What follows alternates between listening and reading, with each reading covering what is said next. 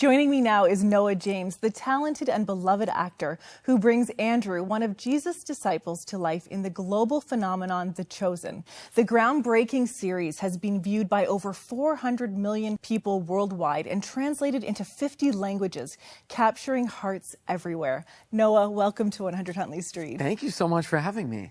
Well, it's our pleasure to have you, and I know so many of our viewers are fans of The Chosen.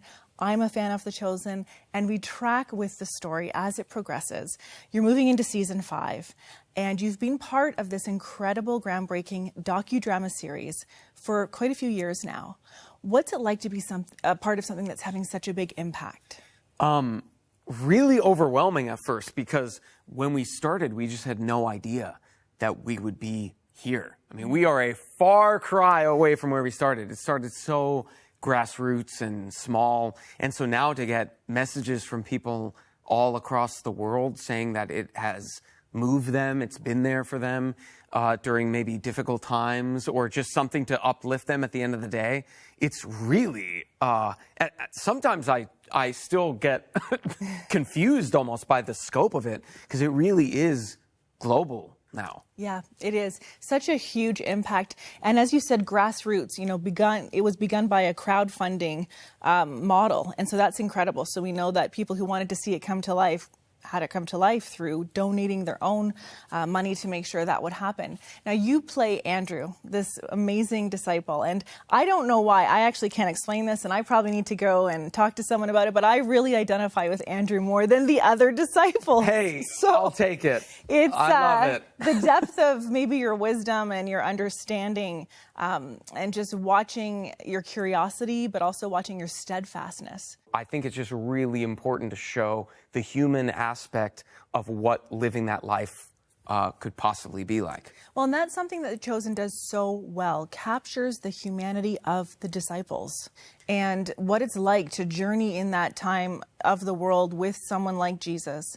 Talk to us a bit about the humanity of the disciples and what we see in The Chosen, because I find that it helps the story of Jesus come alive in a new way. Yeah, because I think for us, we don't want to have that arm's length, and then I walk in the room like this and I say, welcome, brother. Like, we want it to feel like, no, these are fishermen who were brought out of being fishermen.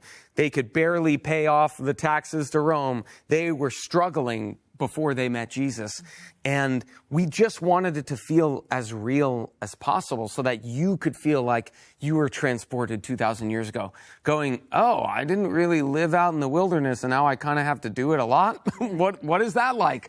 And that's, again, like even with my relationship with Simon Peter as brothers, we wanted it to feel as real as possible.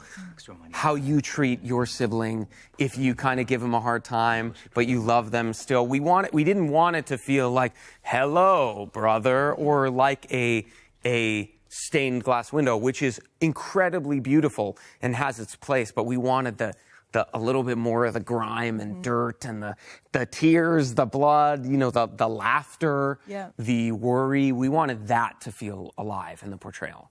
And it certainly does feel that way. And even in the person of Jesus, as Jonathan Rumi portrays the character of Jesus, you see the humanity of Jesus. You see that side of him, the laughter and the stress or the worry and the presence of person. As you've been part of this entire series, has anything surprised you about who Jesus was? Oh, I'm surprised all the time. I mean, I think so I am Jewish. I grew up Jewish, and I came into the show sort of from the outside. I didn't know what to expect, and I was a little bit hesitant at first because I didn't know if I'd be treated differently or like other, and it was the exact opposite. I was welcomed, fully embraced as part of the family, and we were all just trying to sort of bring our, loaves and fish, if you will, to try to tell the story the best way we can. But then I'm there standing, listening to the Sermon on the Mount, really listening to it. It's a little different than sort of reading it once or being Jewish. I was familiar, but not how familiar really was I? And then I'm standing there and I'm listening and it's really hitting me. I'm going, I definitely should take that into my life. These things would help me a little bit. And so I feel more open-minded. I feel more engaged in the story of Jesus. And I feel like Jesus's teachings and lessons, I just feel have really struck home in a way that I hadn't engaged with them in that way before. And I think what's recaptured in the series is the Jewishness of Jesus and that context, which a lot of traditional Protestant Christianity has unintentionally or intentionally stripped away at times. Listen, there's a long history after, of these 2,000 years, and I just wasn't sure how Noah sort of fit into the story.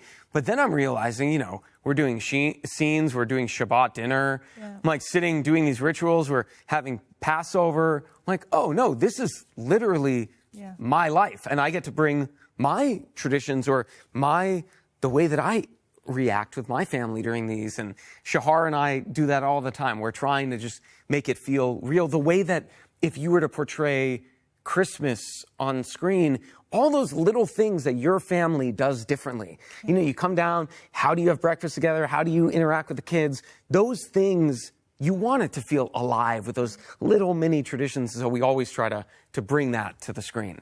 It's amazing because your heritage, your culture, your religion, it brings even more authenticity to those moments. There's probably a lot you can weigh in on about how they're portraying those incredible moments of Jesus' life. We definitely try. Because it's also so fun. It feels very collaborative, which Dallas, the director, is so all about collaboration, and he just wants it to feel alive. Yeah. So all the time, we're like, I think it's like this a little bit. Well, I want to say thank you because it's resulted in a very authentic series historically. Great. Thank you.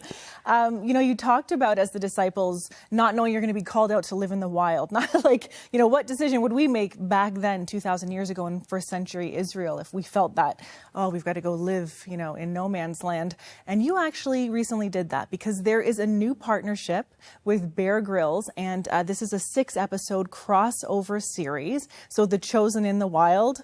Yes. With Bear Grylls. And you were in the wild. Tell me about it. It was an adventure. I dreamt about that as a kid. I mean, I didn't even know to dream about it because I thought that would never be possible. But listen, not to spoil anything, but when he arrives. And then you go, okay, I am off on a journey. And it was humbling. It was pretty scary. Like, I kind of thought, I'm like, I'll be okay. I've done certain things that are kind of adventurous, not like this, honestly. And I felt more connected, I feel like, to nature in a way, but also just myself. There is something truly humbling when you're put in a position that you are a little bit afraid for your life. Yes. Actually. And he was so great, so sort of, he really wants to get to know you. Mm-hmm. So while you're walking this sort of tightrope of being out in the wilderness, he really just wants to know you as a human being and who you are, what makes you tick. And so we just had a great, honestly, amazing conversation. Meanwhile, I'm, sweating instantly as the adventure begins.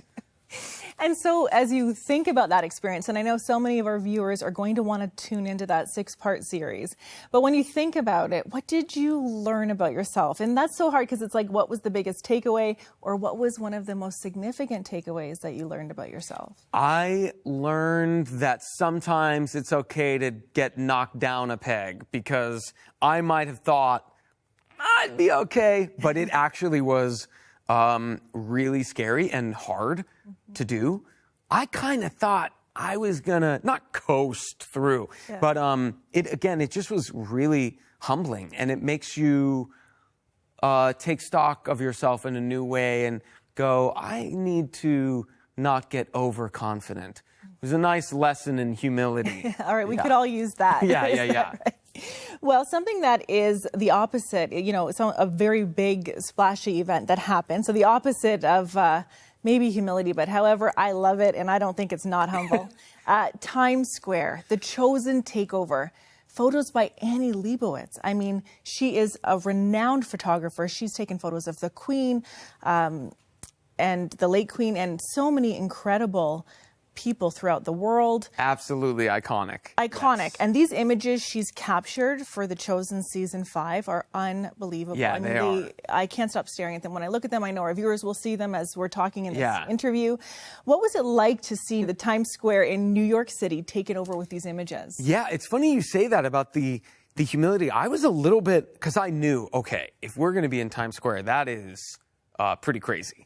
Yeah. And I actually went to school in New York, so I spent a lot of time there. That is a massive takeover. But to see the sort of reach of the show, that's really what it ends up being about, is the fact that we're there is just a sort of symptom of the fact that it really has gotten that big and there's more eyes on The Chosen than ever before, which is so amazing. We really go to work every day, and they can be long days, tough days, but we are there to tell the story the best way we possibly can. And so to see that as sort of fruits of, your labor, it's so rewarding. But I will say, I actually decided to stay home. I didn't want to, I was a little worried about seeing like a poster that big. I was like, no, I need to just be in my office. I'll look at the photos, but I don't want to stand there and be like, yes, it is. Because it really, at the end of the day, it's not about any of us. It's about the show, but the show is about the story. And so to us, we just want to tell it the best way we can. And then we're like gearing up for the next. Yeah. And then you just have to, again, refocus on bringing your whole heart and being into diving into these characters. Well, in season 3, I got to come and be part of a set tour with The Chosen, and your colleagues were there, the cast members, Dallas Jenkins. And I want to tell you that the humility, the transparency, the authenticity, and the deep care for the story you were telling was resounding throughout the sets and I'm glad. the entire experience. So your hearts are so palpable, and we're thrilled that you're going to actually be taking over Dundas Square here in Toronto. Which I just visited for the first time. What did you think of it? I thought it was lovely. I saw those big, I was like, I'm glad I'm seeing where they will be, and then I can look at it from afar again. That's great. So we're going to see those Annie Leibovitz images throughout. Yes, that's March gonna be 24th. March 24th, that's right. We're so thrilled about that. I'm so excited. I'm a former Torontonian, and I can't wait for that area to be lit up with this inspiration. It's so fun. This is my first time in Canada ever, and we're so excited to be here. We feel very welcomed, The Chosen in Canada, and we're making our theater debut for season 5, March 28th. Excellent. We'll be all across the nation, and it's actually in the exact same time in America, so we'll all be sort of witnessing it together in a sort of communal way, which I can't wait for. This season is, obviously we know where the story is headed, and we don't shy away from that. Mm-hmm. So I think people will find it moving, I hope, to sort of witness that all, and maybe together in theaters. Yes. Noah, thank you so much for your portrayal of Andrew, for your work on this very beautiful series. And I know many of our viewers probably want to track with what you're doing as an actor and a voice artist. Oh, yeah. Tell us more. Where can we follow you and find out more about you? The place I feel most comfortable, I think, is Instagram. Okay. You can find me at James_Noah James. It's like a James Bond joke. But then people will send me messages. They're like, is your name James? I'm like, it's Noah. Anyway, but yes, that's sort of the best place. And no, I so appreciate it. And I receive messages there all the time, just people watching the show and thanking us. And we really do see those. People write a lot like, I don't know if you'll ever see this. And we do. It's so lovely. We feel the love and the passion for the show. Incredible. You've created such a community full of inspiration, where people can come for inspiration in a world that can be so challenging. Yeah. Well, we definitely are trying our best, because it is very important to us. Well, thank you for what you do, Noah. Thank you for joining us today. It was such an honor to have you here at 100 Huntley Street. Oh, thank you for having me. Thanks. Well, make sure that you check your local listings. Theaters across Canada, March 28th to April 24th, you will have opportunities to see various episodes of The Chosen Season 5 being released. After that, it will be available on Amazon Prime Video Canada and the Chosen app. You don't want to miss a moment.